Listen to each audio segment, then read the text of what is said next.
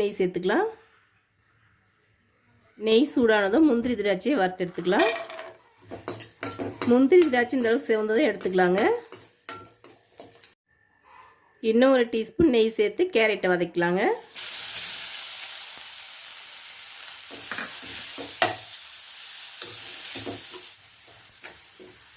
Carrot நெய்யில் நல்லா வதங்கிடுச்சுங்க. இப்போ தேங்காய் போட்டு வதக்கலாம்.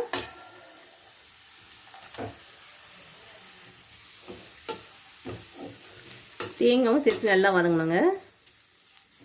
கேரட்டும் தேங்காயும் நல்லா வதங்கிடுச்சுங்க. இப்போ 1/2 கப் சர்க்கரை சேர்த்துக்கலாம். சர்க்கரை சேர்த்து நல்லா வதங்கட்டும். தட்டி வச்சுருக்க 4 ஏலக்காய் சேர்த்துக்கலாம். நம்ம வறுத்து வச்சுருந்த முந்திரி திராட்சையை சேர்த்துக்கலாம். சூரியகாந்தி விதை, பூசணி விதை எடுத்து வச்சுக்க அதையும் சேர்த்துக்கலாம். சேர்த்து நல்லா கலந்து விட்டுலாங்க. நமக்கு கேரட் லட்டு ரெடி ஆகிடுச்சுங்க. இப்போ அடுப்பு ஆஃப் பண்ணிடலாம். இப்போ பாருங்கள் நல்லா ஆறிடுச்சு. நம்ம லட்டு பிடிச்சிக்கலாம். நம்ம இது போல் நமக்கு என்ன சைஸ் வேணுமோ அந்த சைஸுக்கு எடுத்து பிடிச்சிக்குங்க. நமக்கு கேரட் லட்டு ரெடி ஆகிடுச்சு.